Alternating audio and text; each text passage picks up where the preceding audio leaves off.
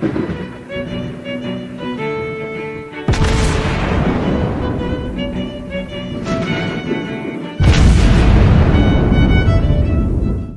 everyone, and welcome back to World of Warships Blitz with Terry. Well, I had plans for this week, and then this happened. This is the Smolensk. Now, the Smolensk has a bit of a reputation from Warships PC because the Smolensk was introduced, and a while later the Smolensk was actually removed because she was just frankly ridiculously overpowered on PC. Because she could just sit in a smoke screen and burn anything down that came in front of her guns without much of a chance to do all that much about it. So the Smolensk actually does not currently for sale on PC, which means that she's now being introduced in Blitz. So what have we gotten ourselves into? Now, the details don't give us very much about the actual history on this ship, and for a good reason, because the ship never existed, not even on paper as far as I can tell. The only thing that could even get close to it, if we're looking at, it says Smolensk class, which obviously didn't exist, but it says 1951, and the only cruiser that kind of matches this is the Sverdlov class, which was the last class of all-gun cruisers that the Soviet Union was building, which was around that time, and after that it was missile cruisers pretty much. So, no, this thing didn't exist. So, what is it? Well, it's extremely squishy, and I'm not joking. I mean, we're gonna have a look at some other things soon, but she has no health and no armor whatsoever to go with. This. If you thought the Minotaur was easy to sink, then you haven't seen this thing yet. She is pretty quick and rather maneuverable, which she should be given how vulnerable this ship is. She has guns, lots of them. These are 130mm guns, so effectively destroyer guns, but she gets 4 quad turrets. And let's have a little bit of a peek, because these are really wonky turrets, because they're quads. You can kind of see it here. It's a little bit dark with the background, but you can kind of see it here that they look like the quad 20mm anti-aircraft guns that you sometimes found in the Second World War. So there's not 4 barrels next to each other. This is 2 barrels on the top and 2 barrels below. So, okay, sure, it's a thing. But yeah, we have 16 destroyer guns with an 11.6 kilometer range, and obviously with an almost 5% fire chance. And a 5-second reload. At a 30 degree per second turret rotation time. Yeah. They do actually a really reasonable amount of damage for being 130 mils and not 150s. Yeah. She does get torpedoes, and for Soviet levels, these are very long-range torpedoes because they almost go for 6 kilometers. But other than that, they don't do a huge amount of damage with 2,800 points, especially in tier 10. So they're really more of an afterthought. If you ever find yourself close enough to anything other than a destroyer that you can torpedo them, you're probably doing it wrong in this ship. She has a reasonable AA. It's not an AA monster, but she does have, and I suspect that these 130s are meant to be dual purpose, which would explain the relatively high value for the large caliber AA, and also the pretty good range with 3.9 kilometers. Surface detection of 8 kilometers base is pretty good as well. Now, ship skill wise, the Smolensk gets smoke screens, 2 of them. She gets 2 AA defense alert and 2 sonars. So she does look somewhat similar to the Minotaur, actually. Only that the Minotaur can't set things on fire. This thing can. Now there's another ship, and we're going to have to take a look and do some form of comparison here. There's another ship up here, which is not a premium, and that's the Wooster. Now, the Wooster did actually exist, from what I remember. And she has, gun-wise, 12 guns, but these are 150mm guns. compared to the 16 guns, the 1630s. The Wooster does more damage.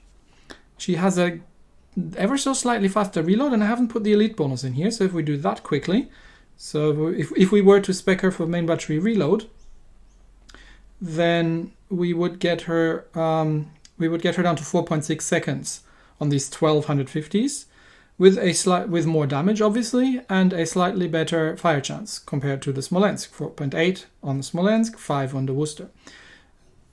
The other thing that we need to compare is the health. So compared to the Smolensk, the Wooster is a tank. I mean, look at this, right? She's got 10,000 more hit points, and she has actually armor that may be standing up to something. The Smolensk does not. The Smolensk is going to be damaged very, very severely by pretty much anything. You can get the ship one-shot by battleships if they're lucky.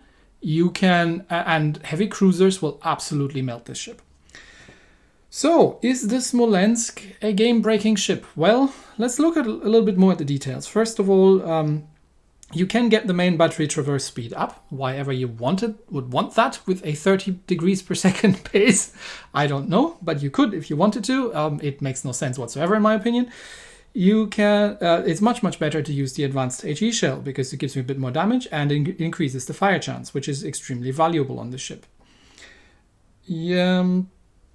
Equipment-wise, I have played around with a couple of settings, so the turrets are very, very vulnerable, just like the rest of the ship. So if you were so inclined to go with the main battery mod 2, you will get your turrets shot off underneath you quite a little bit.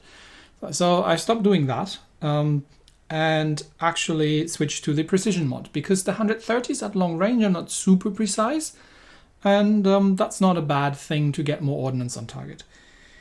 In the second slot, I thoroughly recommend using the propulsion, because, again, you can absolutely positively not be shot at in this ship. In the Wooster, you can. In this ship, nope. In the third slot, I currently have the steering gear mode 2 to get the rudder shift down, and I have experimented with the concealment. And she does get a very, very good... You get good concealment if you do a full concealment build. You get her down to, I think, just around 7 kilometers.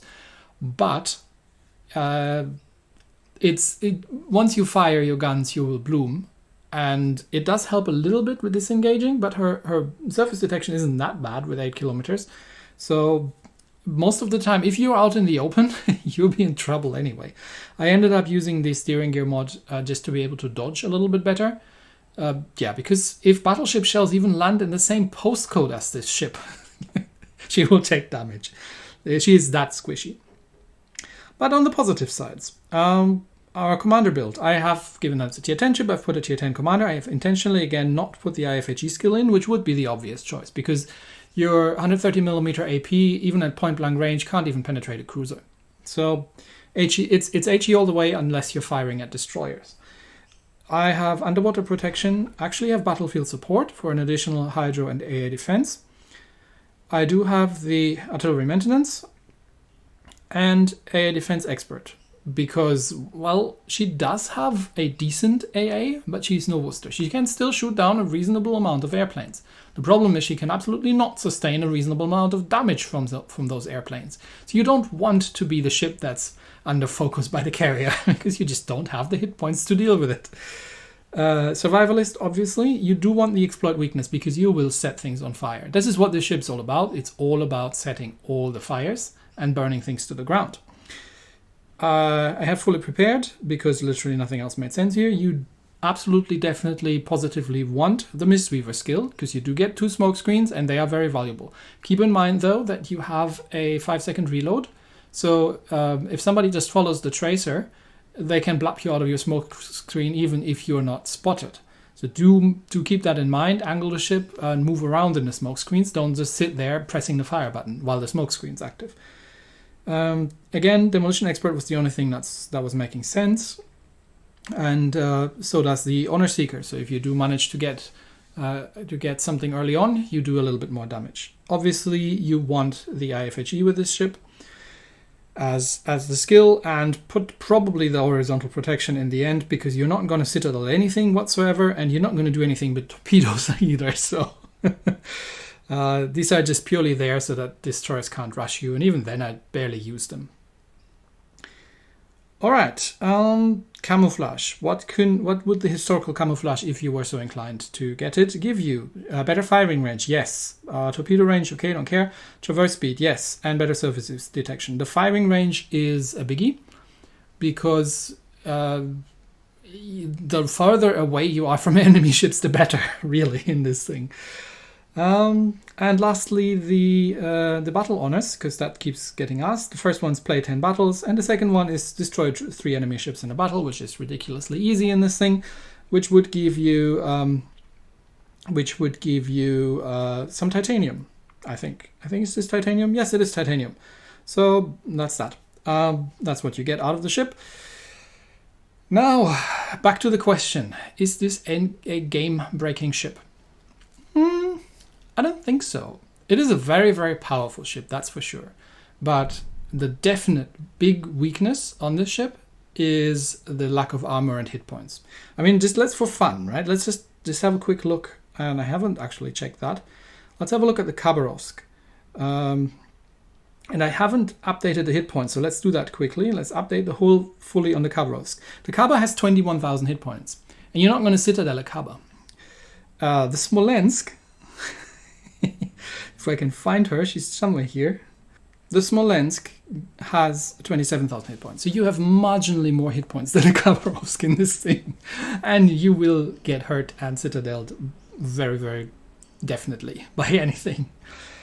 All right, enough talk. Let's fight. I've got 2 battles for you today that do show somewhat of what the ship's very good at, and also, kind of where you need to be careful. In this first battle, we're obviously in a tier 10 game because we're a tier 10 ship. We're up against Montana, Republik, Freddy, Moskva, Maino, Baltimore, and the Yugomo on the enemy team. And we're playing Atlantic on domination. Now, one thing I found that is very difficult in this ship to do is epicenter. Because you absolutely definitely cannot be sailing outside anywhere, because anything can just delete you from the game. So epicenter with a team that doesn't like to push, you'll be very, very hard pressed to carry that. In any other ship, you might be able to be better suited. I don't know with the Wooster, but yeah. But we are here on Atlantic, so let's go A, because we've got our own Yugomo with us, and we do have a battleship with us. Now, again, compared to the Wooster, she's not quite the same AA monster, and she doesn't not necessarily have the same destroyer deterrence, because she doesn't get a radar. She does get the hydro, but no radar on this ship. So we do need someone else to spot, and we don't want to be in a cap circle, because there are going to be enemy ships on the other side of the cap circle, and we do not want to be in anything below 11-kilometer range of enemy ships, unless they're destroyers, in which case we do. But rushing the cap in this thing it is a surefire way of getting yourself killed if there's any battleships around on the other side, and I'm pretty sure there are going to be, or heavy cruisers. And again, you have to be afraid of guns. So A is getting capped, which can either be a cruiser or a destroyer, we don't know, but Yugomo needs to go spotting. Yugomo should have a pretty good detection, so usually they're sitting around that little island there that goes into the cap. So I'm going to switch over. Oh yeah, there's the enemy Yugomo, okay. He's got spotted, so let's make our presence known and deter him. I mean, I'm not going to do a huge amount of damage from here because the island's in the way, but I just want to let him know that there's a Smolensk over here, and I get the island between myself and that battleship. Now back to the HE, and let's see what we can do. We can't do anything about the Yugomo right now because there's a Baltimore, and that can just delete us, and the same goes for the Montana. So I'm just going to peek that corner here and try to set the Monty on fire. And the Monty is on fire. And I'm still spotted, so I'm going to actually start using my first smoke. There come the enemy Yugomo torps. But Monty's damage can't fire. Okay, stop going behind that island. Come back. I want to set permafires. Have you seen that those shots, they actually hit the island? And the reason they did that is because the angles aren't quite the same as you have on the American light cruisers. Okay, there's the Monty. Let's see if we can get permafire going. And I mean, the smokes, there we go, 2 permafires. The smoke's also good for the battleship that's right behind us, so he's also not going to have. That's 3 permafires. Okay, Monty's burning merrily. So let's push that Yugomo up. Yeah, Yugomo's legging it. I don't want to get into the cup, not necessarily, but it looks like is the Baltimore coming out? You do really have to be careful. I can't stress this enough in this ship. Okay, there's the Baltimore, so let's see if we can set the Baltimore on fire. And we do have to be very careful with his guns, but he seems to be shooting at someone else. So, and Montana has burned down to about half health by now. Okay, that's the Baltimore on fire. Baltimore damage cons a single fire. But this is a little bit of an opening here to catch this this cup and try to set another fire on the Monty, because the Baltimore is running. So Monty's getting rushed, so he's probably not going to paying any attention to me right now. And again, most of my shots hitting the island because I don't have the gun elevation. Okay, he's getting rushed by the Yugomo, so he's probably very dead, which means I'm not sure what the Baltimore is up to, but yeah. Okay, Yugomo takes out the Monty. Baltimore's sitting there. He might have just left and it's like, nope, don't want anymore. Unfortunately, I can't help out around B cup. I see that the enemy Yugomo is over there, but we are not controlling C, and there's a battleship over there. So I'm making my way over there, but I can't do too much. Okay, there's the Yugomo. There's a friendly Yama sitting, and Yugomo is taking over B. So I would like to help, but the thing is I can't expose myself. And there are more cruisers out there.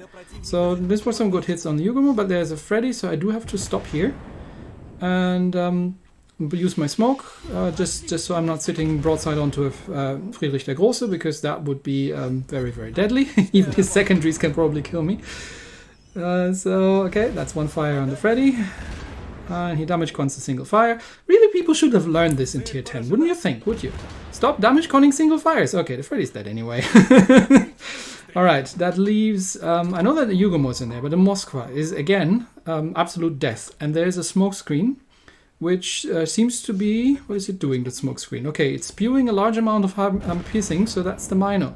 Again, not something I definitely want to be with, or anywhere near, because I'm out of smokes, and there's a Republik coming, and there's a full health Moskva over there. Yeah, there come the Mino shots, so I don't want to be at the receiving end of those either. But Republik, I can open up. See, this is the thing, right? In the Smolensk, you cannot carry, as in, you cannot push a cup or something like that. You're relying on your battleships to do something useful, rather than these guys who are milling about at the cup that we're actually controlling. Okay, Republik is smart, and Republik is not actually damage controlling that single fire. So well, that's fine. I'll set you another one. Let's see if we can trigger your damage con. And even that, but yeah, this is the range you want to play at, like 10 kilometers roundaboutish, and you want to be very careful if some people start shooting back at you. Shots out at the Republik and move forward again. This is why you want the acceleration mod, so you can change your speed pretty quickly. Okay, Republik's on fire again. And I'm not sure the Republik has anything else besides me to shoot at. That's 2 fires on the Republik. Yep, there come the Republik shots. Okay, that was lucky. See if we can kill the Mino, because he's on super low health. And yeah, I see the Yugomo over there, but he's got cover from a Moskva and a Mino and a Republik, and there's no way I can push in there to kill that thing. And he's hiding behind an island, so there's not much I can do, really. Okay, Monty takes out Mino. We're even on ships, but the enemy team's holding 2 cups, and there's literally nothing I can do about that in this ship. And Monty is not on a huge amount of health, so I'm unspotted. But I'm going to need to turn around and see if we can kill at least... Maybe if we can kill Republik. It's not going to be enough, is it? Even if we kill Republik, it's not going to be enough. And of course, I'd have to not die in the process either. But given that we only have half a minute left, I don't think they're going to be able to kill me in this time. But yeah, Republik is in relatively low health by now, so put her in reverse. Angled in as much as we can and open up on the Republik. See if we can kill this guy. That's double fire. You see, this is what you want to do. This is what you want to do in the Smolensk. Yeah, let's kill that thing. Okay, Monty kills Republik, but yeah, it's not going to be enough. And there's still Moskva shots coming in. Yep, and 2 shots in, and then there's fire on the Moskva, but the battle is over. If I had a couple more minutes, if I had a minute more, we could have done it probably. But yeah, you can't you can't push a position easily in this ship. I mean, even in the Mino, you'd be hard-pressed against battleships, but you can still in the Mino. In this thing, not so much. But it's relatively easy to get across the 100,000 damage points of damage in the ship. And I have actually captured, and unfortunately nobody else has captured. So we lost this one on points, but we've tried. And it's not just the fires, right? Even with just the high explosive, you do an insane amount of damage. And I would really like to see what this thing does with an IFHE build. But let's take a look at our second battle. So you probably have a bit of an idea by now what this thing can do against battleships and other cruisers, really. Set everything on fire and burn it to the ground. What can she do against destroyers, though? Again, we're in a tier 10 battle. Monty, Yama, double Yama, Georgia, ooh, big guns. And we've got a Somas, a Shima, and a Gearing. Okay, and we're playing on Haunted Seas. Let's see what we can get ourselves up to. Especially the Shima looks like they do know what they're doing, so we do need to watch out for that. And we're spawning over at Sea Cap together with two of our destroyers. So I'm gonna head over into Sea Cap and try to get behind the center island in time to avoid battleship shells coming in from the other side, because I know that there's a battleship on the other side because they have no cruisers. So and all of these have very big guns. So I do switch over to the armor piercing because I don't want to shoot at anybody while I'm in open water. And if I get this to see destroyers, that's what I want to target. Now again, fortunately, the Smolensk is a very quick ship, 35.5 knots. You could even build her for speed and make her even quicker, but she is a very, very quick light cruiser. So we should probably make it into the Cup before we get spotted, hopefully. Again, this is not the concealment build, this is the maneuverability build. Cup is getting capped, so at least one destroyer is in there from the enemy team. And by the looks of it, it's a quick one, because it's beaten the Daring to it. Unless the Daring was going half speed. Okay, there's the battleship. I don't want to open up quite yet. I do want to get behind the island, so I'm shielded from these battleship shells. And then we tango with the destroyers. Okay, I'm spotted. There's the Gearing. Gearing's in reverse. Monty opens up, had the high explosive loaded, and it's not shooting at me, but I can get two salvos in on the Gearing, and that'll cost him very, very dearly. Yep. Okay, so now Gearing is behind the island. Monty can't shoot me. There come Gearing torps. There might be a second destroyer around here, given that we spawned with two DDs. Yep, there come the Shima torps. Okay, that's a nice set of Shima torps. That's why I'm not going there. Let's just in case he decides to poke his nose out, I'm sending some torpedoes. I don't need the torpedoes to kill the destroyer. The guns are perfectly capable of doing this. Okay, but I do need to move a little bit. I'm not spotted. We do need that Cup, so if the two destroyers could find it in their heart to actually get back in here, that would be grand. I know that there are two enemy destroyers in there, but that's why I'm here. Okay, we know that the Gearing is there, and we know that Monty is there, and we know that Shima is there. So someone's got to come out. Okay, Gearing, you look like you found your brave pills. Okay, I put her in reverse. Are you coming around the corner? I'm just waiting for you. Again, making sure that the Monty can't shoot at me and that nothing else from over there can shoot me either. Okay, I'm spotted. That means... oh, yeah, there comes Gearing. Okay, that's the first one. So full ahead. And then full reverse, just to misalign his torps. And then we just turn out of those. And the Gearing smokes up, but I've got the Hydra running, so I take one torp, that's okay. I can survive one torp. There come the Shima torps. Now, the Shima player did know a little bit of what they were doing, so he's reversing. Yeah, he's smarter than the Gearing.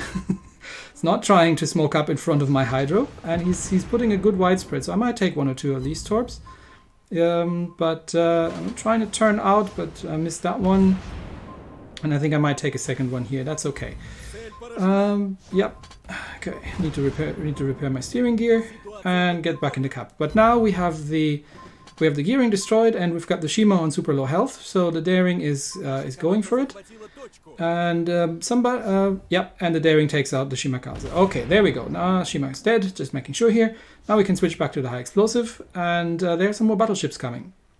So now we have the advantage over here, and we are holding two of the Cups, which means we are finally starting to get some points income.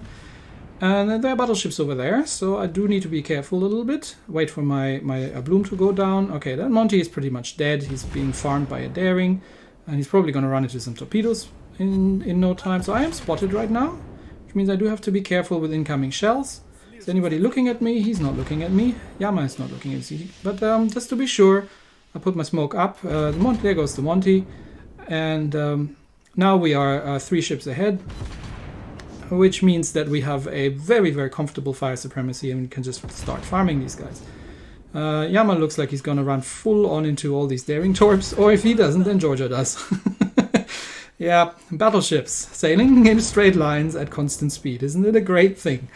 And they can't see me and they don't seem to be blind firing me, so I am, yeah, but it looks like Georgia is going to eat all those torps. There goes the Georgia, and we've got the double fire on the Yama going.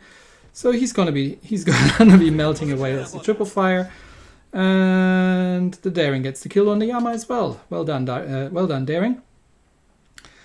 Okay, what's left? Not much. We have one enemy battleship down there in the south, and we've killed Shima and Gearing, so Somers is left somewhere around here. Well, where are we gonna head? So yeah, let's head down there. So yeah, against destroyers, while we're waiting to actually see anything, against destroyers, this ship is extremely dangerous. You just do need to keep your eyes peeled if you're giving broadside. Okay, there's the Somers. All right, back to the armor piercing then. And yeah, 30 degrees turret rotation. Let's rush the Somers. I mean, the battleship is in no position to shoot at me, and even if he does, no, look at that, right? At this distance, I'm getting extremely reliable hits in on the Somers. He's smoked up, but he's outrun his smoke. Did the Somers get a fuel smoke, or was that a regular one? Can't remember. Hydro up, there come his torpedoes. Okay, so that's the first one. That's going to miss for certain. Somers has a couple more. But while he's dropping his torpedoes, I'm just going to reverse from here. And yeah, that should be all his torp drops. So now this is a very dead Somers, and I'm just going to have to do the rest. And there he goes. Yeah, this is a little bit of an Atlanta situation, really. You do not want to get anywhere near this ship if you're in a destroyer. And by near, I mean within 10 kilometers, because that's her precise range of deleting you. Well done, the daring. And that was... did we get the Ruffle Stomp medal? I wasn't paying attention if we lost anybody in the end. Yes, we did get the Ruffle Stomp medal. And we still ended up doing the most damage in the team. So... well done, everybody, all around. That was fun. It's a good ship, the Smolensk. It's a really good ship. I'm enjoying her, definitely. If she's coming under fire by carriers or anything other than destroyers, you will get destroyed very, very quickly. You cannot lead from the front in this ship for your team. You cannot be aggressive in any way whatsoever, even more so than on the American ones. So, that's it for today. Thanks, everybody. And don't be afraid of Smolensks. They're easy to kill. See you all next time. Bye-bye.